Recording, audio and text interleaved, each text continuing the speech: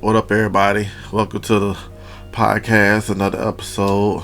Once again, like always, I like to tell y'all I appreciate all the love, support, and everything y'all been showing. I really appreciate y'all for tuning in every other week. I drop it every other week, and I appreciate y'all for tuning in and listening. And it motivates me and make me want to do this even more. And I just love the support. This episode is it's an interview with one of my close friends, my brother from another mother, one of my good childhood friends. He experienced something I felt like he should share with you guys, and just get a little information and just let him share his experience.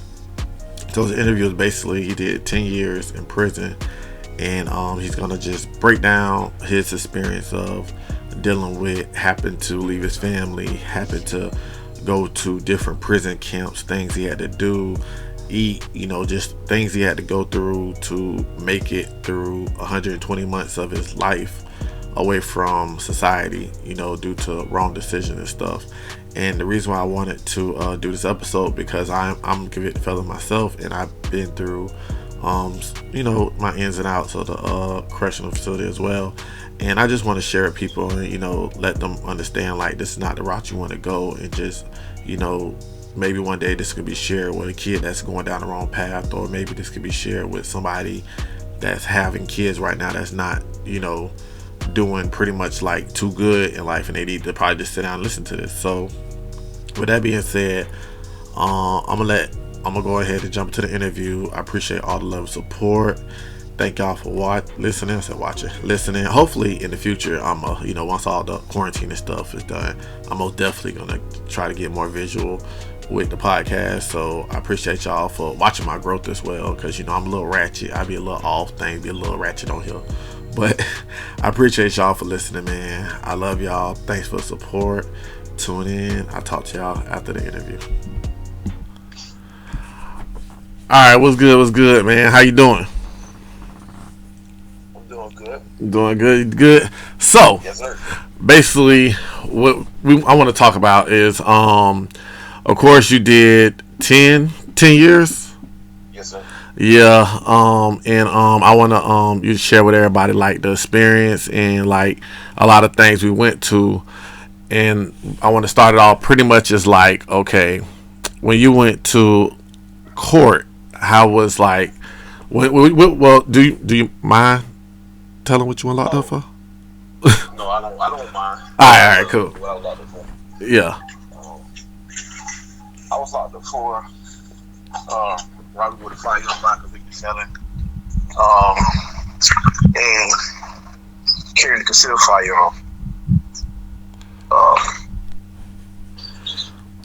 My experience, first and foremost, was it was a rather unique one.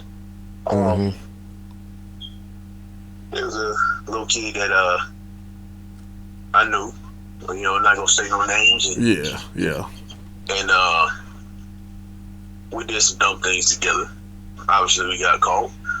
But the experience was one where I can't say I learned from the situation. A lot of things I learned. I don't know if you allow us on your podcast or not, but there's just things that when you grow up with people, sometimes. Oh, you can speak freely. You can speak freely. You good? Okay. Yeah, the ones that's closest to you. I mean, if you really don't know them, it's something to be said to watch out for the ones that you're close to. My co-defendant in this situation, he got an offer to come tell on me, which he did that. Like, again, I don't put no names out there. Absolutely. But the experience from court was it was a rude awakening for me. In that spiel, the judge wanted to give me wanted to give me 30 plus years. 30. Yeah. They came with a plea because they gave my co-defendant a plea at the time for him to come back to tell on me. Yeah. I wasn't taking no pleas. I was going to take it all the way to court. I was locked up at that time of the court date for 10 months already. Yeah. Okay. I lost my child's mother. Mm-hmm.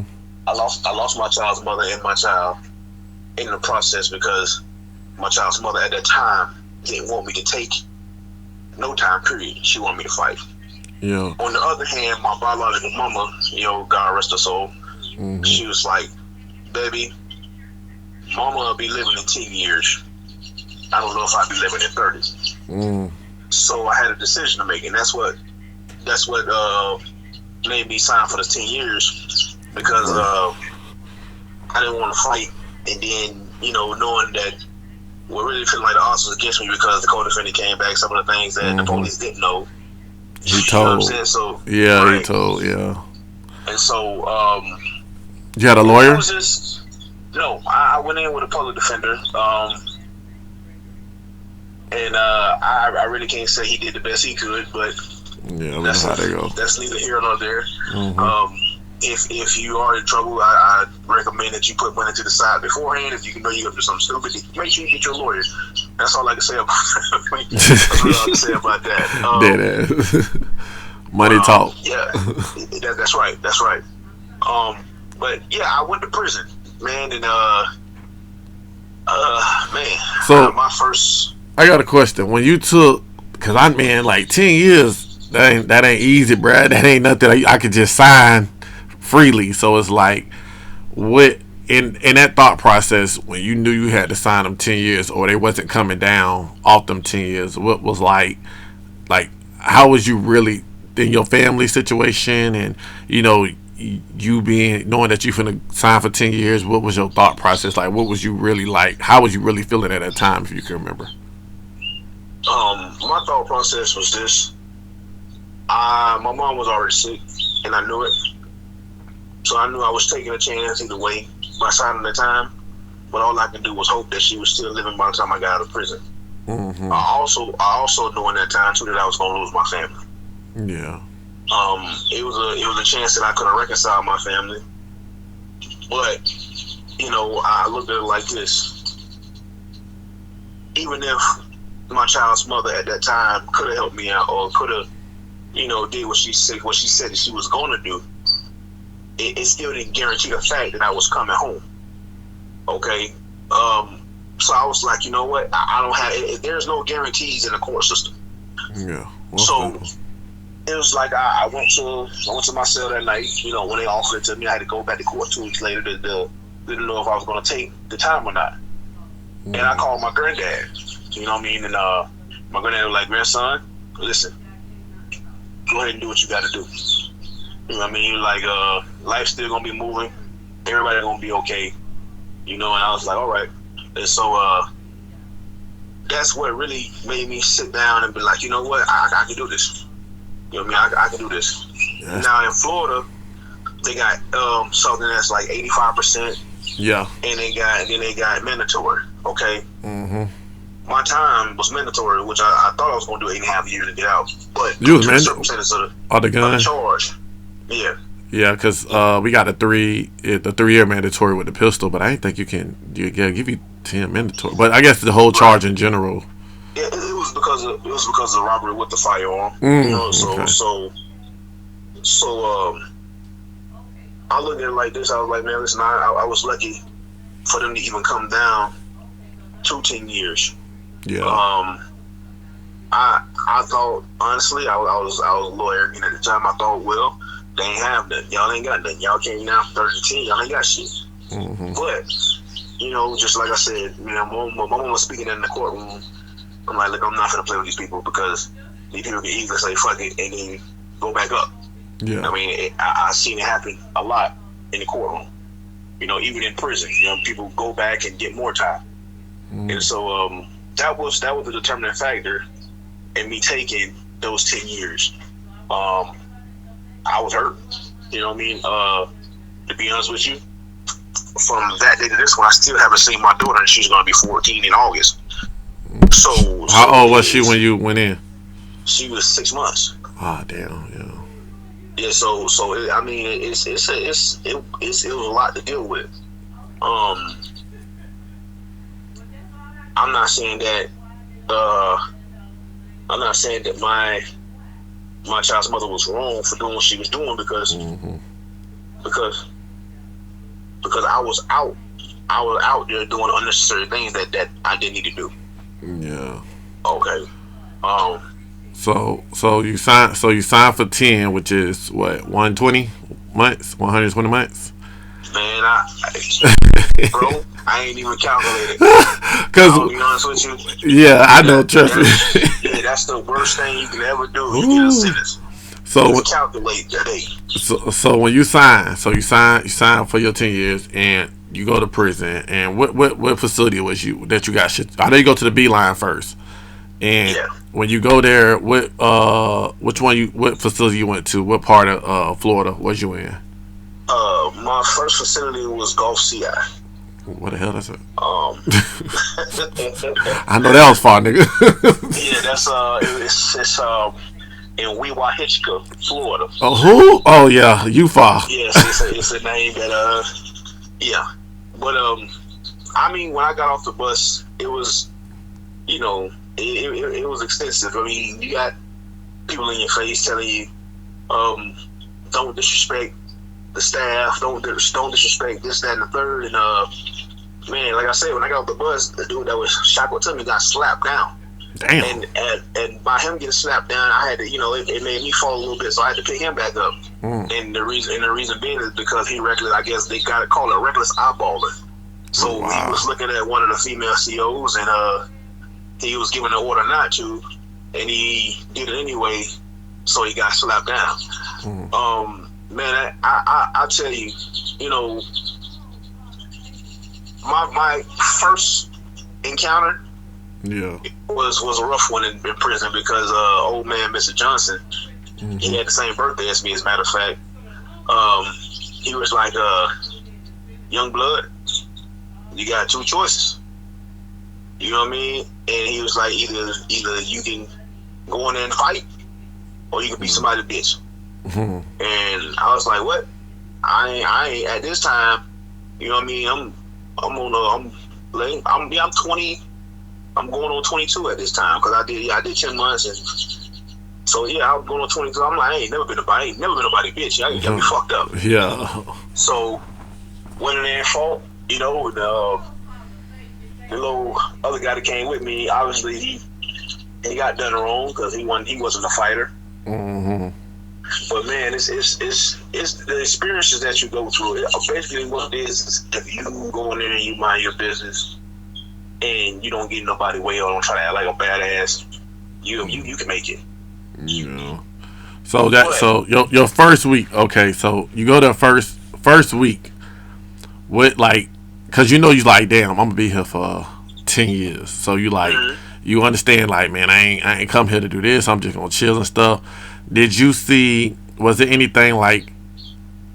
Did you have a moment where you just like, man, I don't think I can get through this shit? Yeah, cause I know your first week. Cause I always remember when I was in jail, and I went to the main. I was like, damn, I'm finna be here for 8 months. I thought to myself, like, man, I'm finna be here for a long ass time. It felt long to me, cause you know you coming fresh off the street, used to your regular day life, and I'm just like, man. And so I want to know, like, when how your first week was like, cause you know you got a Monday through Sunday. So, like, describe that to me. Like, let me know, like, child, wreck, all that. My first week, Gulf CI got locked down in 2007. The reason why is because this dude had 3 months before he was going to be EOS, and EOS. If people that don't know what EOS means, it's your release date. You getting ready to go home.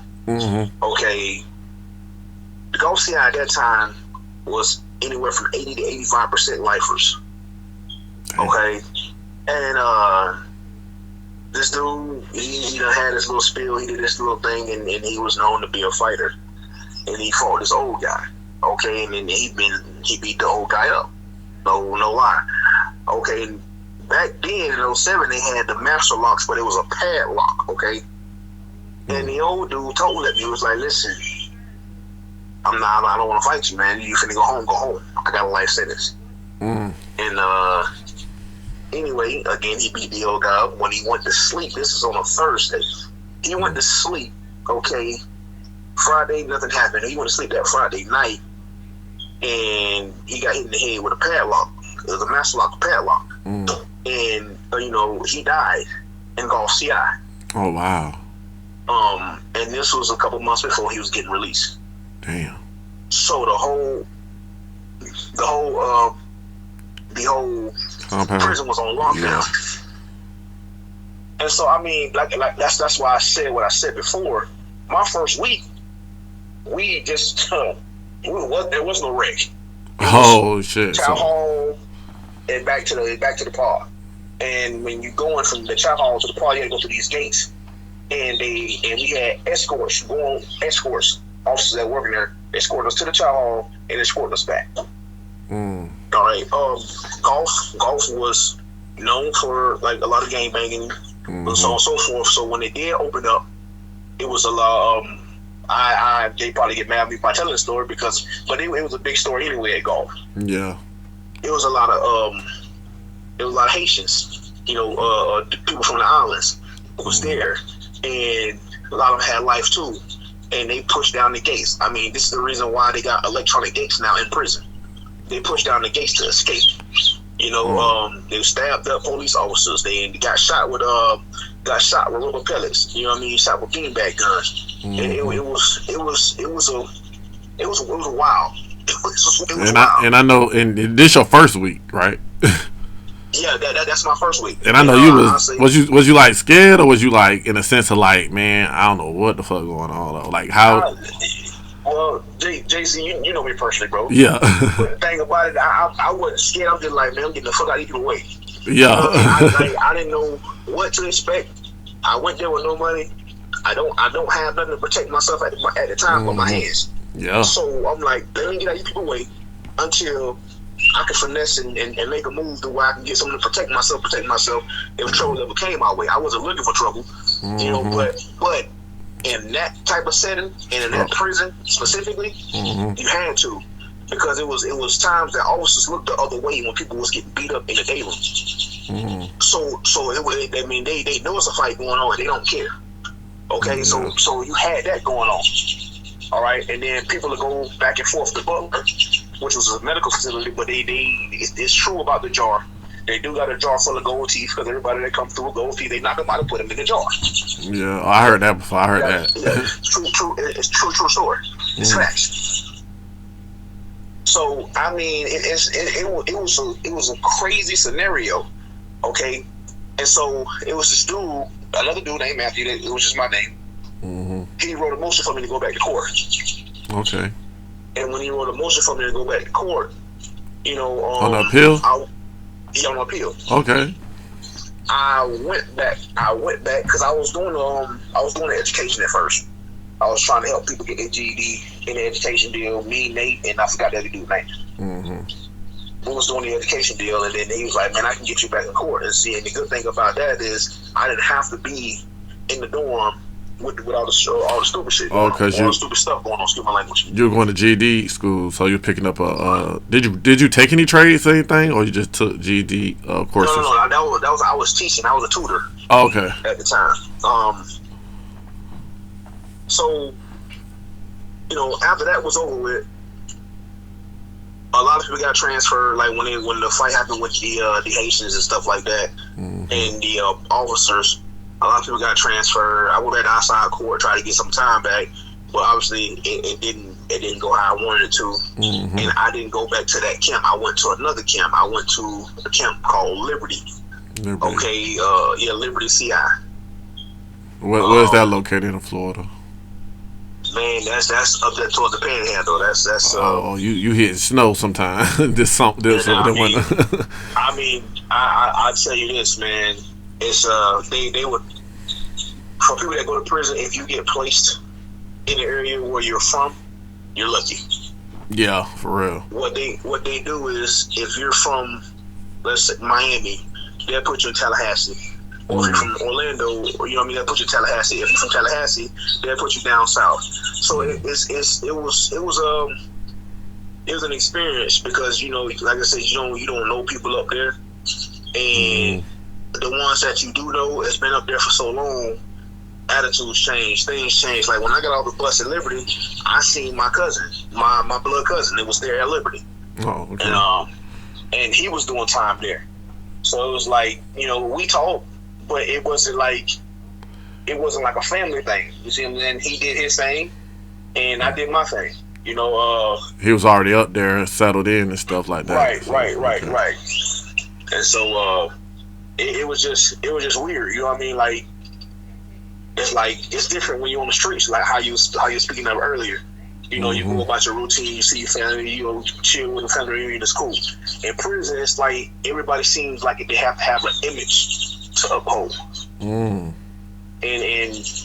that's why, when I came in, I didn't, like I said, I was me. I'm gonna be me every day, everywhere I go. I don't care who like it, who don't. Oh well, it is what it is. But I'm not finna act like somebody I'm not. You understand? And you see a lot of that in prison. You see a lot of people conform to jump into gangs, either because they're pressured or they need the protection. I mean, that for me, my whole 10 years it wasn't that way. It's like I said. How many years before you got to Liberty? How long was you in there before you got to Liberty? What year was Liberty out of your 10-year sentence? Was 2009. So you got there towards the end of your sentence, like no. Oh, 9. I'm thinking of 19. Yeah. Okay. Yeah, 2009 was right 2 years after the golf. Mm-hmm. So it was a wild ride. What about your means of getting, like, because I know you eat 3 times a day. Right. You could choose to eat if you don't. That's up to you. But so as far as like, what was your eating schedule, and then how did you try to get money or find your niche, as in like, okay, I can't keep eating this because I might not like what they're cooking today. So what I got to do to get money to eat something I think I will get through my day of eating? I worked in the kitchen. Oh, so you Gucci. You spit the right job. The kitchen is just, listen, anytime you do time, and for the ones that's doing time or have done time, they know this. The kitchen is your biggest hustle. Okay, and you got things you can cook, and sell, or I don't want to give away too much because I don't know who listening. But there's things you can do. Yeah. to make your money. You know what I mean? And so it's like, it was tough, man. But that's how I made my money. I made my money from working through the kitchen. People will buy you stuff off canteen if you go make them this. And then I was a head cook, and then I became a staff cook. And when you become a staff cook, you cook for the officers. Oh, word. And then like I said, I don't want to say too much, but it's a whole process in that. I'm surprised the officers eat there, because in a sense I know they more than what you know. Because I was like, if I'm an officer, I'm not eating in the damn shit. Like, you know what I'm saying? It's different. It's like when things get ordered, it's ordered different for the COs. It's different different seasonings or different way of cooking what we actually eat as opposed to what we fix them. So it's like we'll cook a cinnamon roll, but for them we'll cook a real cinnamon roll. Oh, okay. You know what I mean? So it's like it's different ways of feeding them. And then we have sometimes they have a barbecue, for the officers, and you have to go up there and barbecue. So it's like I said, it's just different things. When it comes to the officers, which I personally didn't like. I did inventory after I was a staff cook, and I got fired for doing inventory because I ordered some Frosted Flakes instead of some regular corn flakes. I just ordered different stuff because I'm like, man, people tired of eating this shit. Yeah. But they I got fired from that job, and then I went to. So do you actually make money? Do you make any type of like real money, or just like a job to do as you on the compound? It's a job to do when you're on the compound. Now, if you want to talk about making real money, then you talk about smokes, the cigarettes, and the liquor, which you actually can make liquor from the kitchen. Okay, So now like, explain liquor now, cause we got to get to some of these things, like, cause we gonna jump from the liquor, cause I ain't drink no goddamn liquor when I was in jail. I mean, you got the hooch. You can make it with the rice, the fruit, the bread. And you continue like to. You got to watch it. I mean, you can bury it if you know what I mean, to give it potency, or you can hide it in a locker.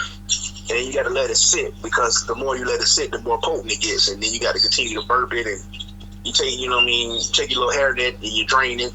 You do your thing with it. You know what I mean? You do your thing with it, and it's like I said, the longer you let it sit, the more potent it gets. So one cup mess you up. So now explain the goulash, because people I know what the goulash is, and of course you know what the goulash is. A lot of people don't know what the goulash is, so when they see their boyfriend, girlfriends, whatever, come out of prison stuff, and they see us over there buying 30 bags of chips and some bread. Right. So break down what a goulash is for them. I mean, a goulash is a quick fix for anybody that first and foremost don't want to cook dinner, and you want to really get something, something quick that your kids can eat and sit on their stomach. You get you some ramen noodles. Yep. Crush them up. You get you whatever you want to get. You can get the bread if you want it, or you can get the crackers, or you can get the rich crackers. It just depends on what you like in it. You get some cheese. We had cheese squeezes in the joint, so you can get you some cheese squeezes and some little chubs, or whoever don't know what little chubs is, to see little sausages that you can cut up. I mean, it's a lot of things you can get, man. Sometimes you can use pickle relish, and you can mayonnaise. It's pretty much use your creative mind. That's what the goulash is. Yeah, man, the main ingredients is you got to have the noodles and the chips and bread. I think and the chips. The noodles, the chips, the crackers. The sausage. So you got to have the obviously what makes up the goulash, the mayonnaise. Some people put a little mustard. Some people do. Some they got different ways they fix it, but it's a good quick fix, and it'll settle your stomach. But yeah, that's pretty much the recipe of goulash, man. For whoever listen, want to write that down. So yeah, I mean, goulash got us through a lot of nights. Who you tell it? we made cakes, man, with some buns and peanut butter, and it's just like a lot of different things, man. You get some cookies, and you take the filling out of the middle of the cookies, and that'll be your frosting. Like you got to buy vanilla cookies or strawberry cookies, or whatever the case may be, and you take the filling out of the middle, and you get you some hot water. And you mix it a little bit, you know what I mean? So y'all got see in prison, y'all got hot water. County, we just got regular water. You just gotta let it sit, and that's tough. But so check this out. So by this time you were 09, so you went from 2007 to 09. Are you like comfortable? Because I mean, you in the kitchen. You know what I'm saying? You in a different facility. It's not as bad as golf. Well, I'm not sure if it was, but it's not. Golf was a real. It's never. I'm gonna say this. It's never comfortable in prison because you never know what to expect. But I did get to a place to where I know, okay, well, this is why I know this one I'm gonna be at. Yeah. Okay, so I got to make the best of the situation. Liberty was my longest tenure until it's a story behind me leaving there too, but that was my longest tenure. What you was there from 9 to what year? 09 I was there from 09. Let me see. There from 09 to 15. Oh, so yeah, I think I left. You piped out 2015. You was piping out though for a minute. Yeah, I was there from 09 to 15, and like I said, that was my longest tenure, man. But it was. I explained to you what happened, in a bit. But yeah, I mean, between those years, man, I think 2010. Well, I don't think I know. 2010 changed my life. Man, my granddaddy died. Yeah, I was just about to ask you about your peoples at this time. Yeah, and my uncle died. My granddaddy died December 22nd, 2009. My uncle died January 10th, 2010. And so, during that spill, everybody. Well, I can't say everybody, but a lot of people don't let it fool you. When you in prison, you look for a higher power, or you look for somebody to get you through. You know, it's a lot of people that was passing away, and not just my family. Like in La Paz we was in, there was a lot of people family passing away, or people that couldn't read, that, you know, getting letters read for them, and their girls leaving them, or having other babies, or come to visitation pregnant, or it was just a lot. It was a lot going on. From the end of 09 throughout the whole year of 010 and 11. So, you know, I had during the year of 2009, you know, you do a little stuff, make your little money. So, you know, obviously anybody knows, you got phones in there, you got whatever. Yeah. Did you have, because 09, I had my second child, so I was locked up, so I know I couldn't visit you. And of course, when you come to visit the felons can't visit felons. Did you have anybody come visit, or cause I know it's kind of, in your sense, a lot of people was elderly and older, so the travel will be. Hey man, you know, sadly to say, man, my whole time in prison, I didn't receive one visit. Yeah. Did you want to visit, or because you didn't want nobody to, like? Before 2010 I did, but after 2010 I didn't. And I explain to you why. Before 2010, I looked for my child's mother to send me pictures to keep me updated on what was going on with our daughter. Yeah. Obviously, that didn't happen. And so, like I said, when my granddad died on the 22nd of December and my uncle died January 10th, it took me to a place to where now I'm in prison. I'm in a dark place now. I had to let the officer know, hey man, put me in lockup because I'm finna hurt people. Yeah. And this is my mindset. Like I said, see, you know me, so you know, like it's like it's a sense of like you you put it like this, a sense of the trauma and stuff that's going on with the jail and going on in your life. You gonna hurt people pretty much. Right. I needed some silence. I needed some type of peace in my life at that time, and it felt like everything was falling apart. You know, even in 09, it was like, oh, my daughter, I know my child's mother posted, oh, my daughter was sick, so I ran to the chaplain and told the chaplain, hey man, I need to call home. I need to know, find out what's going on. And then Chaplain Brett was cool enough Chaplain Taylor was cool enough to let me call home. And I called my foster mom, and she answered, and I was like, what you mean my daughter sick? What's going on? Tell me what's going on. Come to find out, it wasn't my daughter. It was my child's mother's car, because she had a car, and I guess she put my daughter's name on the back or the front or whatever, and named after our daughter too. And so it's her car that was acting up, and my thought process, I was going to lose it. You know what I mean? And so that's when it really started bothering me. Like, I can't see my child. People dying. You know what I mean? I'm getting the attitudes from this, that, and third. At this time, I beat up a couple people in prison because people just, you know, they being who they want to be and not who they are. So it's like it was just staying. I was like, man, just put me in freaking confinement. You feel like you were losing yourself in a sense. Yeah. So he was like, how long you want to be? And I said, man, just put me in for like a couple of days. You know, so I go there for a couple of days. Now, what's confinement? Describe confinement real quick, what people don't understand. Confinement is the whole, like if you ever had like a disciplinary action or something like that, if you get in a fight or you know, you get caught with liquor or cigarettes or whatever, they'll put you in the hole. And different charges got different penalties. And so I was like, I just need to be by myself. I didn't want to be around nobody because I already exploded on the officer already. You know what I mean? And it was by the grace of God that I didn't put my hands on the officer.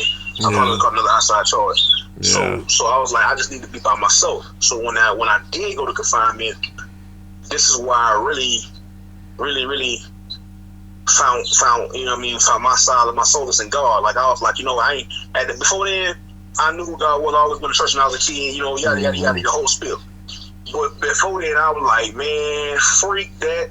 I was always coming back to the me, mine, I attitude. I always had that type of attitude.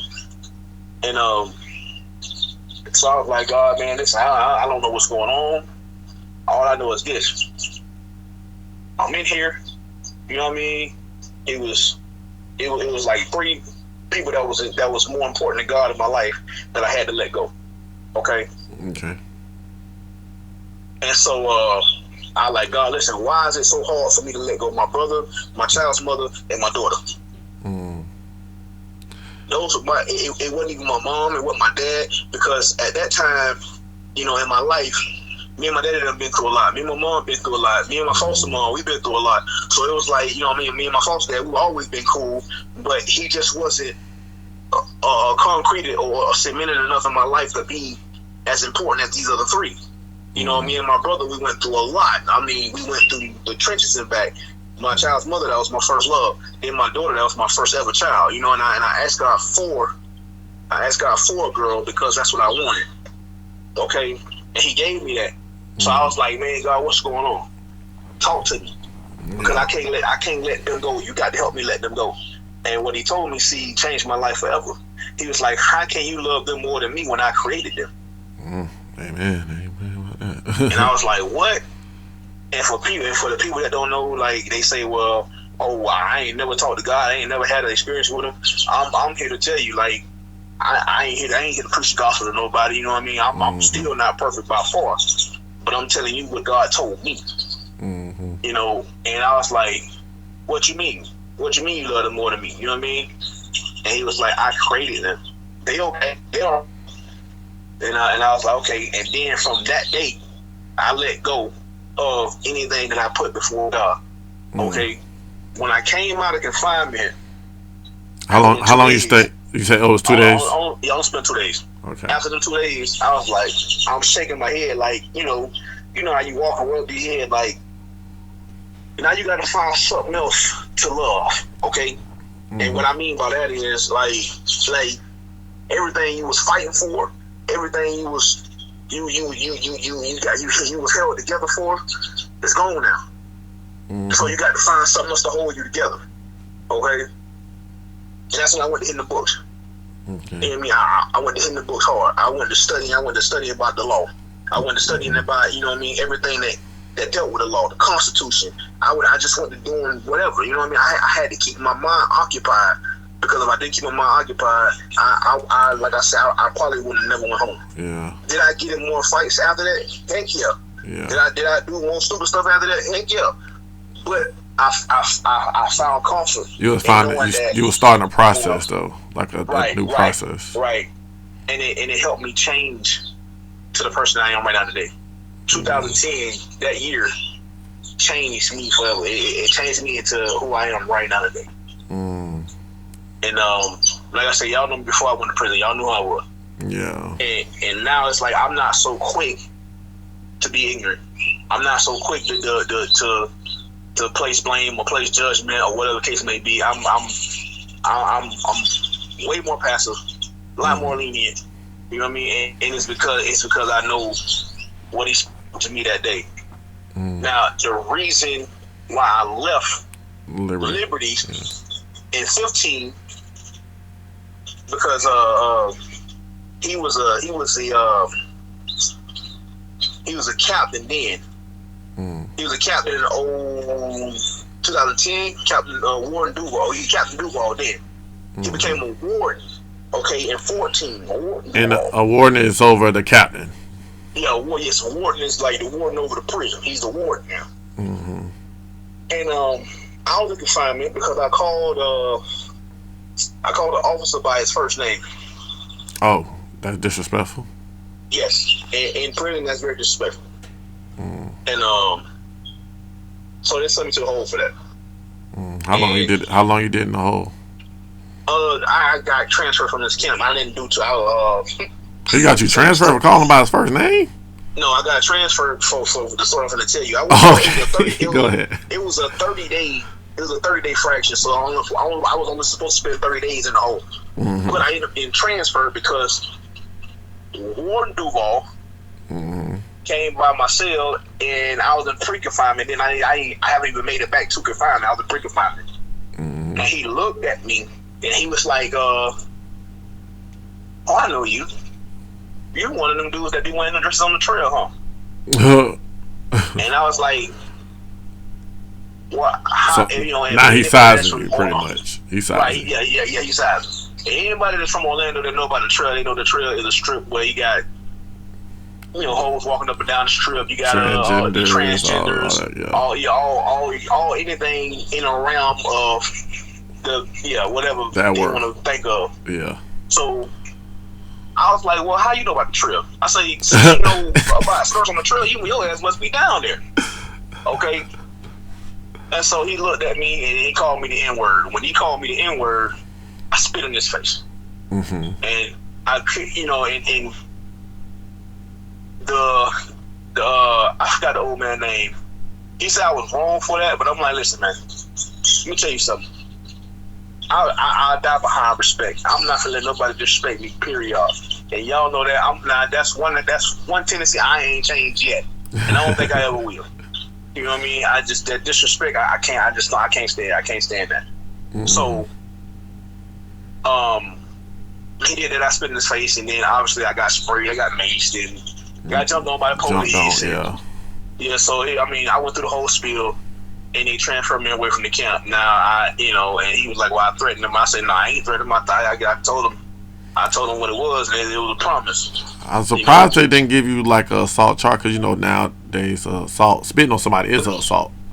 But you see, the reason why is because at that time, Liberty and 15, they had cameras that's audio, video, and what they could do was like they can somehow switch the audio if they wanted to. You know what I mean? You can do anything you want to, especially when it comes down to the prison system. They tend to get away with a lot of shit. But when you got people on the outside, and really, it wasn't even like, to be honest with you, see, it wasn't even the people on the outside. It was just like the chaplain. You know what I mean? And he'd be like, "Man, call your family, let your family know what's going on." Or he'll come by and see me like, "Are you okay? You need something?" And I'd be like, "Yeah." And I'm straight up. I ain't finna sit there and lie. I'm like, "Hey, man, this man, you know what I mean? He called me a nigga, so forth. I do what I told you, what he said about the trail." And I'm like, I ain't having that. So I need to call my people. And obviously to save all the drama and the trouble, they was like, "We're just gonna transfer you." Now, mind you, as I'm getting on the bus, my brother's getting off the bus. Yeah. Wait. So. Oh, okay. Go ahead. So as me, I'm getting transferred up on it because it was two sides. It was a side you go in, side you go out. As I'm getting on the bus, my brother's getting off the bus, and I'm like, "Oh shit!" But luckily, me and my brother don't have the same last name, because he would have had to deal with your. Right. Yes, they would have found out. Yeah. And so he was like, "Bro," and I act like I ain't really hear him. I just, you just nod and throw your hand up like, "Yo." It's rules, man. Like, I know a lot of people don't understand, but it's like it's certain ways you gotta move in there, because it benefited him more than he knows it. Exactly. So I was like, shit. I don't want to turn around and then the ward see my brother, and it's like, nah.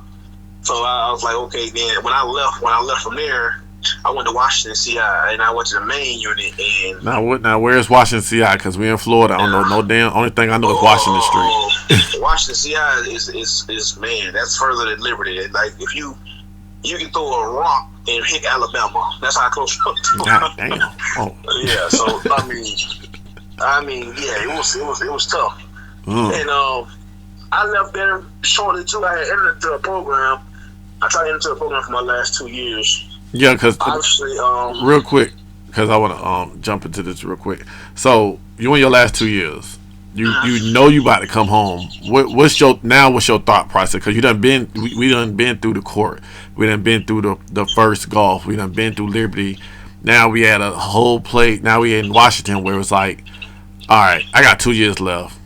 It's almost time to come home. What you thinking now? Like, how you moving now? What's your thought process? Stay out the bullshit. Stay out the truck.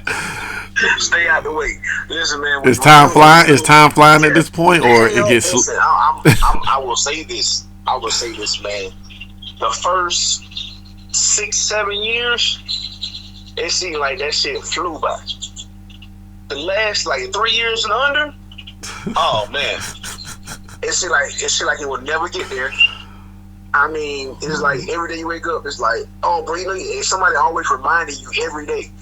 I'm like, but I don't want to hear it. I don't want to hear it. Just let the days go by. Yeah. And then, you know what I mean? Then my last day, then you can go ahead and let me know. But just let Are you counting days? Are you counting months? Are you counting years? Like, are you? Man, see, I didn't count nothing. Some people have calendars. You know what I mean? And I'm like, I don't know why they do that, because that make your time harder. Yeah. You know what I mean? Because you get up every day and they'll mark off a day, or they'll mark off a month, or they'll mark off a couple months, or every 6 months. I'm not doing that. Yeah. Because by me looking at the calendar, it's like it's a reminder how much more time I have left. You know what I mean? Me personally, I'm like I have to do something to occupy time. You know, and Washington CI, I wasn't there long at all. I probably was there for like, probably like maybe 6 months, maybe. That was and they had, and what went on there was they had a racial riot. So the police ended up killing a dude in confinement, a black dude in confinement, and the FBI, which I didn't know at the time, was infiltrating themselves as one of the inmates. Yeah, like what's the show they got? They went undercover, 90 like Days In and stuff like that. Days. Yeah, okay, yeah. So they was one of the inmates, which I didn't know. All I know is the dude had just got killed in confinement, and nobody been say nothing, or your ass was next. Yeah, and that's how it was. And then it was people had their favorites. Like, there was some officers that was black that let you jump on white people. There was some white officers that was, you know what I mean, that let you jump on black people. And it was crazy. It was crazy. One officer that worked there, he had a swastika on his arm. And what on his arm? It's a swastika. What's and that's like the little light the boats, like for like the Aryan nations and, you know, Aryan Brotherhood, stuff like that. Oh, okay. And that's, you know, and that's like the little white gang they have. And man, it was crazy. It was crazy. Man, like I said, I didn't stay that long because I love my people. I'm not racist by far. My fault, some of my white. My fault, the brother's white. Yeah. But I love my people. You know what I mean? And I'd be damn. And y'all know I am, see, because y'all know I am with y'all. Yeah. I'd be damn if I let anybody just sit here and just beat on whoever. You know what I mean? Yeah. And really, it wasn't my business until it got brought to me. Okay, I'm like, listen, bro, I ain't got nothing to do with that. You know what I mean? It was like, man, your Bucky just got beat up in the kitchen. Okay, well, he can handle himself. You know what I mean? But when you coming in our dorm and just, you know what I mean, tying this man down, beating this man with motherfucking soap in the sock and making him give, you know what I mean, making him give up his canteen, and I'm like, hey man, hey, what y'all doing, man? Like literally, y'all take that shit somewhere else. Did you ever have to Did you ever have to keep a weapon on you or anything, or keep a type of shank or? Oh yeah. Well, now we can rewind. Now, Liberty, I slept one on my pillow. And the reason being is because, like I said, I got in quite a few fights. So it was like, you know, by me not being a gangbanger, and fighting some of these gang members, it's like, oh, nigga, this, and I got a lot of propositions to join gangs, man, but I was like, man, I'm my own man. I said, at the end of the day, I'm me. You know what I mean? I ain't joining nothing. I'm me.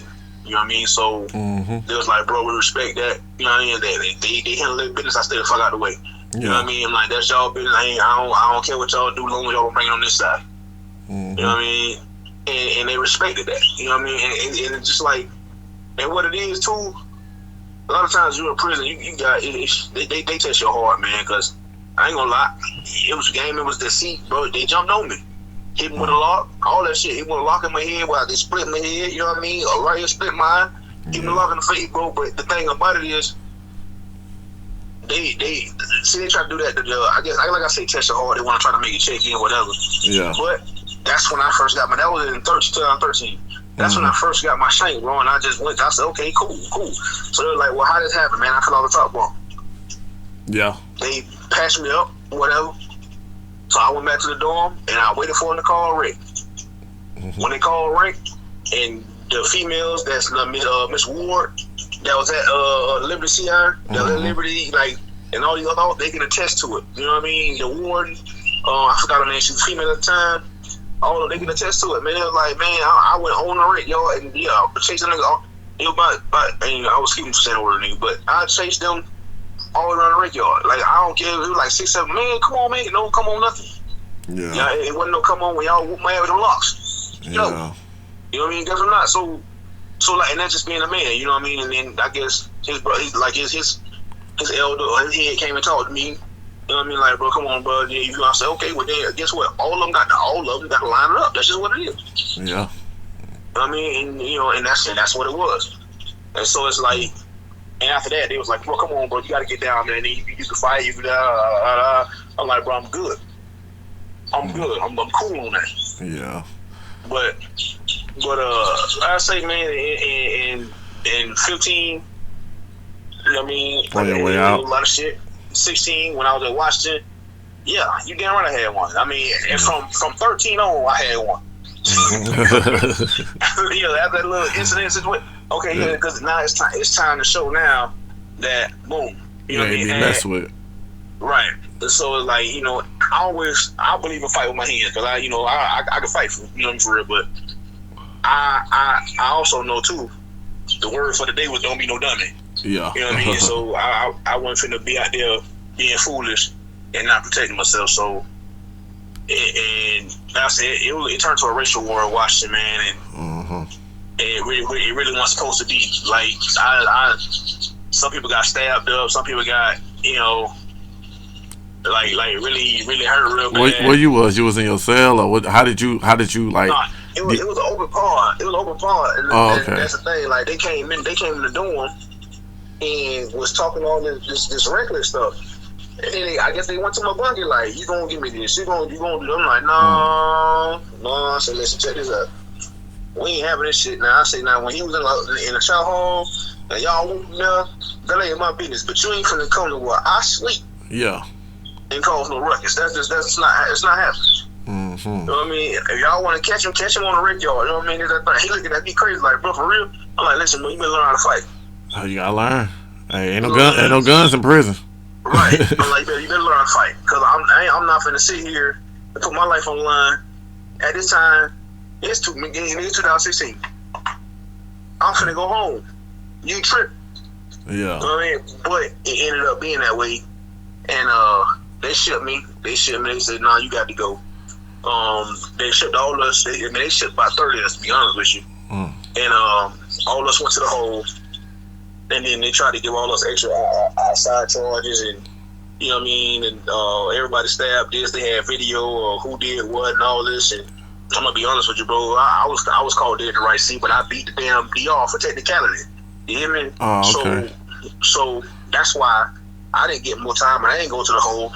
They tried to pursue outside charges. I know, especially at your last year and a half or 2 years, man. Hell yeah, I lost my man. And so they try to pursue outside charges, but I'm like, man, you do what you got to do too. If you know what I mean, not trying to be racist. If these other white people came in, jumping on this person, and this your bunk in, you don't want no trouble. It's like, nah, it's not finna. I can't let it sit. It ain't in me to let it go down like that. So absolutely. That's what happened with that, and then I ended up going to Blackwater. That's a private facility. Or probably owned. So you're probably own facility. And so, I heard they more is correct me if I'm wrong. Is they more better than the? Yeah. Okay. Yeah, right. They got cable and everything. You get better food. That's the ones people invest their money in. I ain't gonna say so much better food, but it depends on who cooking the food. True. But you do have programs, and the only reason why I went there is because I'm finna get out. You know what I'm saying? So it's like a rehabilitation. Can't get the word out. Right, rehabilitation. So they try to get you adjusted back to society. So they got you in all these programs. They got you in welding. They got you in CDL classes. They got you in everything you need to take. So when you get out, you can go and do this. But what they're not telling you is, after you get out of prison, if you don't know somebody, you got to wait for at least 7 years, anywhere from 3 to 7 years before you can become a CDL driver. A welder, even though you did it in prison, you still won't have to go to school again to do it again, even though you already got your certificate to do it. You know what I mean? So it's a lot. So they don't tell you that. They want to make the prison look good. You know what I mean? To say, okay, this is the number of graduates we got. You know what I mean? We doing this, and this. And some of the certifications that they gave was bullshit certifications. I mean, yes, I mean, people got out, and I seen one of my homeboys get out and come right back. I'm like, bro, there's no way you just got out. Quick question with that, because like, is it to the point where when people get out and come back, it's like, because 10 years, by 10 years, Orlando don't look the same. Nowhere looks the same last 10 years. So if a person that had been there 10 years get out, as in like the dude that came right back, he probably got out. And his thought process like, man, I don't know what the fuck going on, man. I'm gonna get it the old way. Like, I'm gonna jump back. Like, let's say he sell dope. He jump out. He think the dope game's still the same, not knowing that it's a whole 10 years done passed. It's worse than before.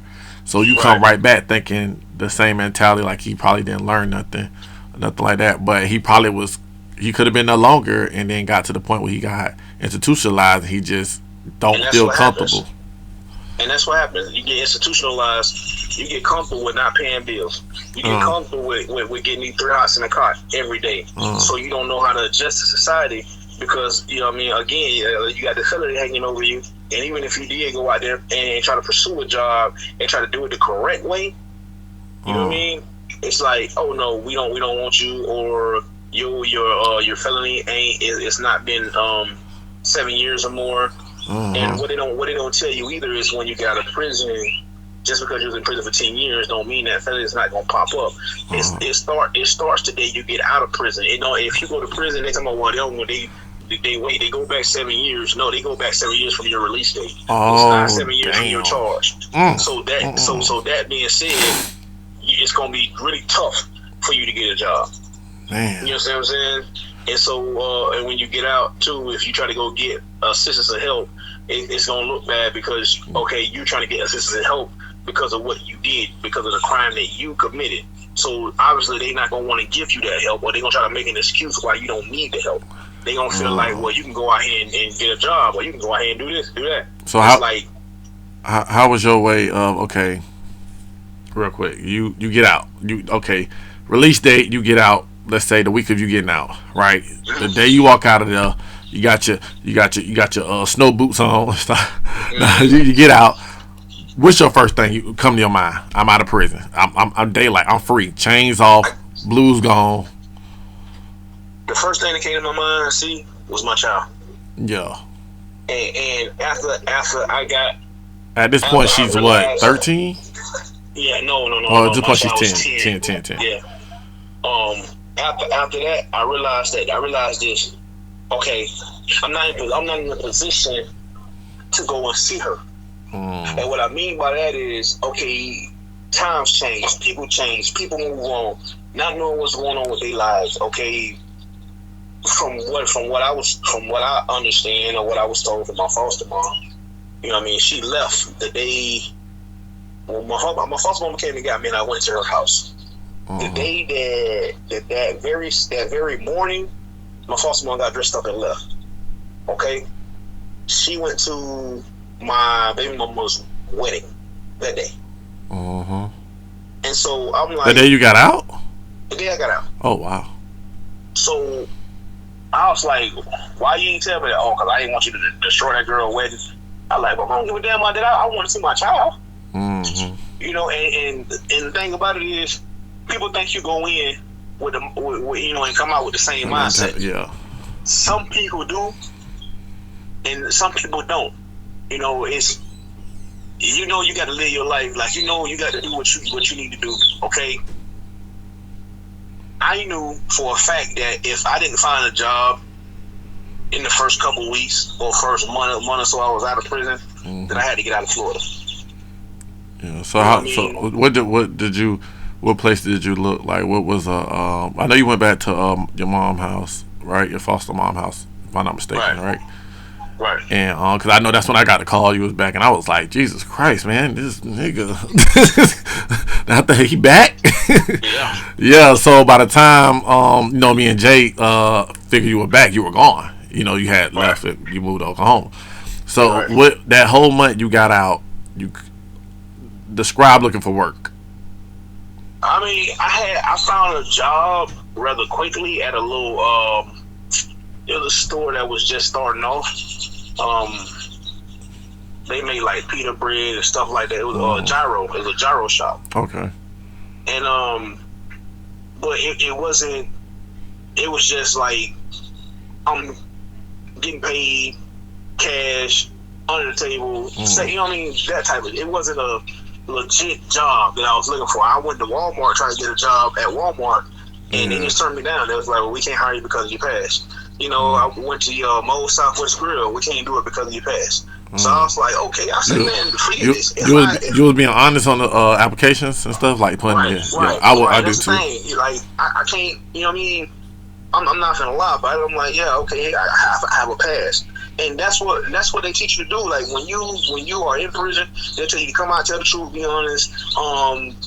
They can give you a second chance because they had this little act deal to where if they hire you, where you get bonded. It's called you'll be federally bonded. Yeah. So if you ever mess up, they get paid for it. But it was no one giving me a chance at that time. So I was like, you know what? The best thing for me to do is to leave Florida. Yeah. I didn't want to. I think the world, like when people that get out of prison, I think the biggest problem is like the corporate world is not accepting of us in the sense of like you got out of prison and it's like, okay, why do you went to prison? It could be 10 years, 20 years, but in their mind it's you still that person that did that crime, and it sucks because it's like that's how people end up going back fast, because you can't find work and you go back to the streets, and that's trash. And this is the thing though. The funny thing about it was before I even started getting into trouble, my brother took me with him to do police explorers. Yeah. And so it's like, people that's on the force, and I'm like, bro, y'all know the type of guy I am. Not saying that I ain't make no mistakes. You see what I'm saying? But y'all know the type of guy I am. Mm-hmm. You know what I mean? But what nobody willing to vouch because of that past. You know what I mean? I'm like, this is the same dude that got a scholarship to go to Alabama to play football. Yeah, you know what I mean? I remember he did have that when he was kids. Right. I'm like, this is the same guy that had a rap career. This is the same guy that went to Winter Park High School and graduated with a 3.5. Mm-hmm. So you telling me, like, okay, him making a mistake and coming to you, admitting his mistake, and I still can't find nothing? Mm-hmm. Went to my foster mom, I love her to death. I was like, okay, mama, you got a lawnmower, you got a trailer. Let me go cut some yards. Mm-hmm. And that got turned down. My dad, I love him to death. And the girl he was with at the time, she was like, when I talked to her, she was like, man, I've been telling your daddy to start a food truck and let you run it when you get out. And she said my daddy said no to that. He botched that idea. So I was like, you know what? I'll tell you what, the best thing for me to do is, because all of them know I got a business mind, and so it's like, it's just time to go. It's just time to leave everything behind. And it was a hard decision to make. I'm not going to lie to you. You know what I mean? Leaving my family, leaving my child, just leaving everything I ever knew, leaving y'all, you know what I mean? You, Jay, Leonard, leaving all, you know what I mean? All my homeboys, like, I'm like, man. And the determining factor, I'm going to be honest with you, see, I talked to Jay. Yeah, he told me. And I talked to Mama Green, and I said, Mama Green was like, baby, you can come up here and stay. And I said, I don't want to be no burden on you, Mama Green, so I don't want to come up there and stay. Jay was like, he gonna move back. He was moving back in the summer. I didn't even know Jay came back way before the summer, because if I knew that, I would have never came to Oklahoma. Yeah. And so, and I was like, well, I know you had your kids in your situation. Yeah. Leonard had his kids, so I was like, I can't really reach out to my homeboys like that because they got their own lives. They got their things going on. Mm-hmm. So I was like, best thing for me to do is go somewhere where I ain't got no record, where I ain't got to worry about, the police on my ass or the police know my face and you this, you that, you like to carry guns, you like, I'm like, nah, I'm straight, I'm cool on that. I just wanted to get out, and I wanted a new life. You know what I mean? And that's why I moved. You know, and I'm like, I can't. I don't like being placed in a certain in a certain field. You know what I mean? As far as like, oh, he's a criminal. That's it. He's this. That's it. He's that. That's no. That's not me. I'm better than that, and I know that. I just made some dumb decisions. You know, and that's the same for a lot of fellas, man. A lot of fellas. It's not the fact that they not, you know, bad people. We just sometimes we make dumb decisions in the spur of the moment. Mm-hmm. You know what I mean? And then when we sit down, because it takes something to sit us down to get our minds right, to rehabilitate us and let us know, hey, you're not this person. Again, that's one of my favorite sayings: be who you are, not who you want to be. Yeah. We was being somebody we wanted to be. We want being who we are. Yeah, I agree. You know what I mean? I definitely agree. And so it was like you see this shit on TV, or you see these guns on TV, or this dope on TV, and you feel like, oh, I could do this, oh, I could do that, I could do this, I could do that. You know what I mean? Or a nigga knuckling up on TV. Like at that time, before I went to prison, they had this little DVDs where they fight DVDs. Oh yeah. You know what I mean? So yeah. So it was like, man, it was just wild. At that time, you know, you want to live wild, you want to live free, you want to live how you want to live, and you gotta can't nobody tell you nothing, you know. So I say, now that I'm older, you live, you learn, and you hope that you can give good wisdom and good knowledge to the next generation. And that's why I got you on here, my brother. Right. For real. So, you know, anybody that's listening to this podcast, I'm letting you know, man. Listen, I've been there. I've done that. I broke hearts. I broke my little cousin's heart. They seen me get arrested in Omega Apartments. Yeah. My cousin Jackie, I got her kicked out of place. Trust me, I have done some foul shit. You know, and it took me a long time to talk to my cousin. You know what I mean? I lost my mom shortly after I got out of prison. You know, so it's like, I'm gonna say this, man. That risk is not worth the reward. I'm gonna tell you that right now. Don't do nothing stupid to get you locked up and taken away from everything that you love. You know, whether it's your girl, whether it's your kids, mom, dad, whoever. You know, you just don't. It ain't worth it. It's not worth it. Now, you talking to somebody that lost a lot. I mean, I had wrestling scholarships, you know, football scholarships, going to college. You know what I mean? And JC contested this. We was rapping at one time. Yes, you know what I mean? So, I mean, it was we lost out on a lot, on a lot because of my stupidity. You know, my stupidity. So.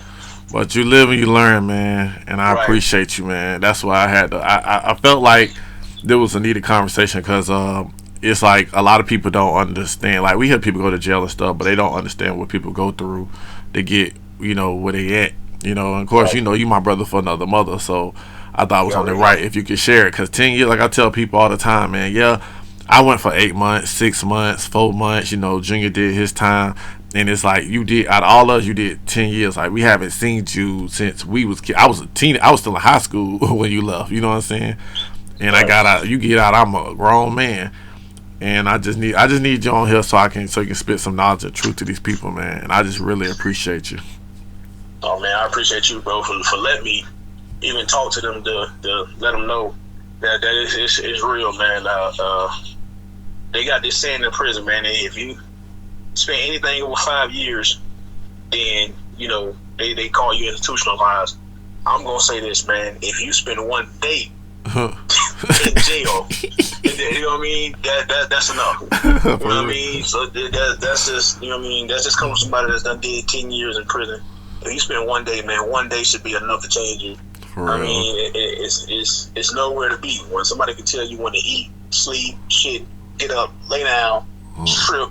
You know what I mean? No, man. They take away everything. They take away everything that you're able to do. They take away all your free will. Yes, they do. And it's not that's not fun. I know, man. Well, I appreciate you, man. Thank you, man. I love you, bro. And you're welcome. I love you too, bro. Tune in, man. It's gonna be up real soon, man. And I'm gonna get back with you. All right, bro. All right, man. I love you, man. I love you too. Appreciate you. All right, bro. You're welcome. Later. All right. What up, you guys? Welcome back, man. I hope y'all enjoyed that interview, man. Shout out to my boy Matt for jumping on that, man, and sharing your story. I really appreciate you. Love you, big bro. I hope y'all enjoyed it. I hope y'all got something from it, man. I know it's a little long, but I feel like it was a conversation that needed, so I didn't mind it going as long as it did. But I don't think it was long at all. But I think y'all definitely will love it, and I think it's definitely a story that need to be told. And if anybody, like I said, if y'all have any conversations or anything y'all want to get on here, like I said, it's my podcast is pretty much based on just real people, like real life stuff people don't like to talk about. We can be anonymous, anything that'll push conversations that'll go places, because I feel like there's a lot of things people don't like to talk about, we don't talk about, and we just let it get swept under the rug.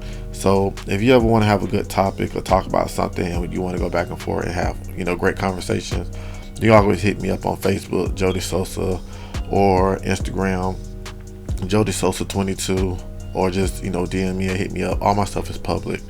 So I'm glad y'all enjoyed it, man. Stay tuned for the next episode. Peace.